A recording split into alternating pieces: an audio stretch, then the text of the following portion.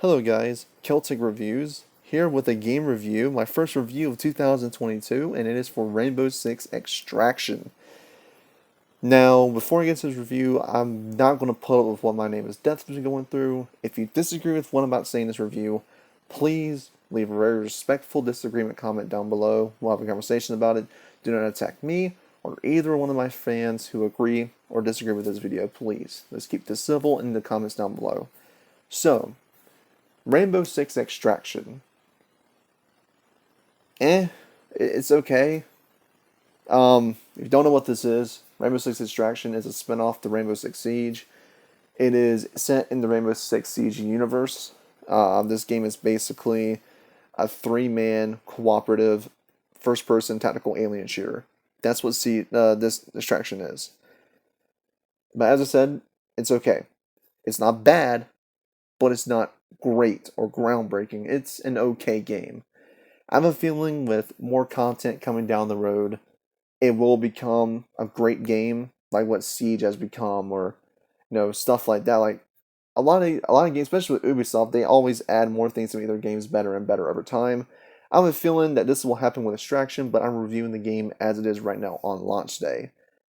Out of the 7 hours I played of it, I found the experience okay. But there are cool things in this game that make it not shitty, and I'll get into it.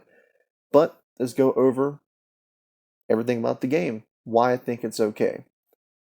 First off, I want to say that the gameplay in this game is fun.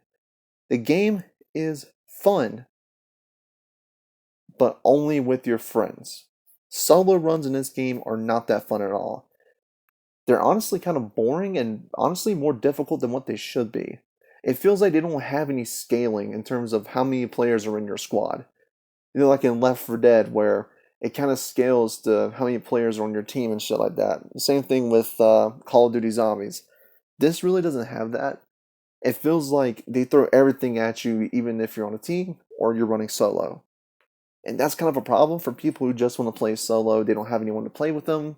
That is a big issue because I've tried doing a few solo runs and I wound up getting my ass kicked in them. It is a very challenging game.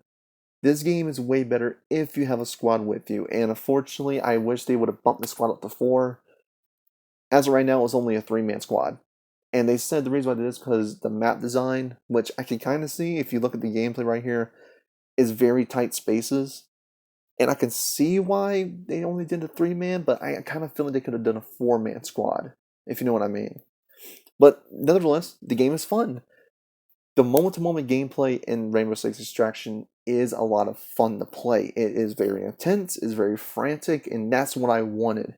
I wanted a very intense first-person tactical shooter like what Siege brought, but instead of PvP, this is PvE, and the way they did that is honestly pretty well done. The way the corridors are just narrow, and you're shooting around your friends, and it's a lot of fun, and it is intense. But like I said, it's only really fun if you play with your friends or play with a squad. Hell, I had a lot of fun playing with random people I met, but as soon as I did a solo run, it was like the fun just immediately went out the window. Because they need to add more stuff to incentivize solo playthroughs. Balance this game out a bit. Hopefully they do an update. But as it stands right now, the game is fun with friends, just not solo. Graphics wise, it's basically Rainbow Six Siege, just with slightly better lighting. That's his game. I mean, it's not ugly by any means. It is a good-looking game. I mean, Siege itself it still looks good to this day, in my opinion. But it's basically just Siege. Like, if you like Siege, if you like Rainbow Six Siege, you're going to like Extraction. It's basically Rainbow Six Extraction, just instead of PvP, it's PvE. Instead of humans, you're shooting aliens. Pretty much it. But it's a good looking game. It's not groundbreaking. It's not pushing the envelope. It is just a good looking game. I will say the new stuff they added to the game is pretty fun. So I do like the fact that when you die in Rainbow Six Extraction, you have to go back into that map to rescue your operator. So as you're seeing right now, I am rushing back to rescue the operator that I lost in the previous round. So we have to go in and extract them, which is pretty fucking cool. It is a pretty cool moment. But this also ties to like playing with friends because I've done this solo without any friends to help me, and this takes twice as long to do.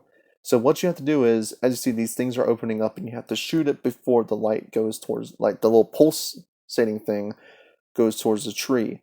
If it hits that little circle right there, it regresses it all the way, like regresses it more and more and more. So you have to restart everything. Doing this solo is annoying.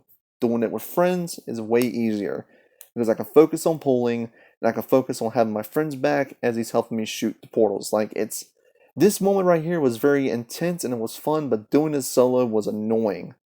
So that's why I recommend you play this game with friends.